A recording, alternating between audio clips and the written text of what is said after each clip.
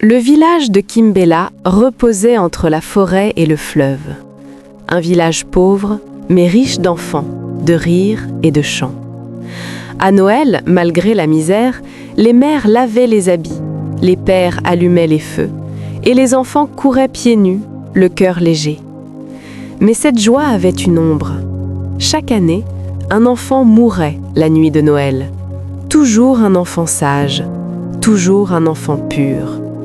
Pas de maladie, pas de blessure, juste le souffle qui s'arrêtait.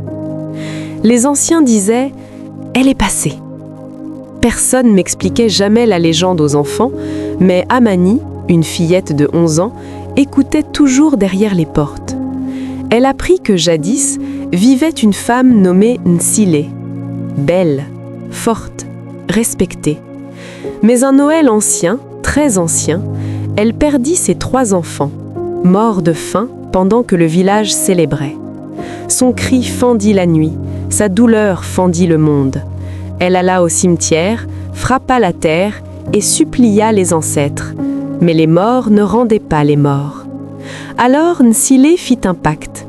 À minuit, sous un fromager sacré, elle offrit son âme aux esprits errants.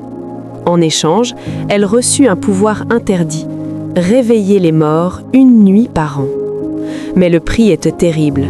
Pour que ses enfants continuent d'exister dans l'au-delà, elle devait offrir chaque Noël une âme innocente. Pas un adulte, pas un coupable, un enfant pur. Depuis ce jour, Nsile n'était plus humaine. Elle marchait entre les tombes, elle parlait aux eaux, elle sentait l'odeur de l'innocence. Amani était différente. Elle voyait les ombres parler, elle entendait les silences crier.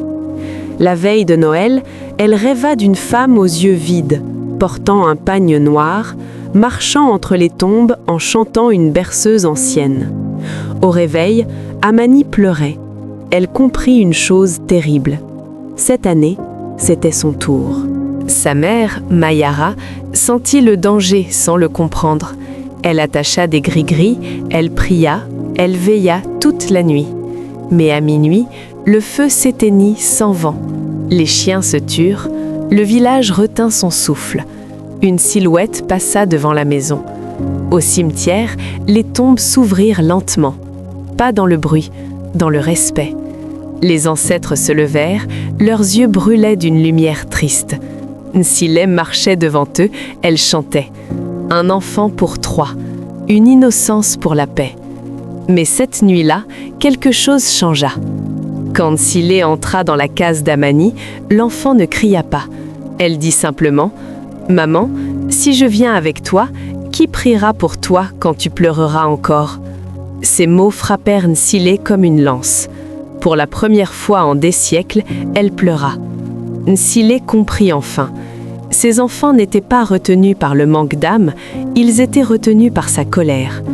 Elle avait confondu justice et vengeance, amour et douleur.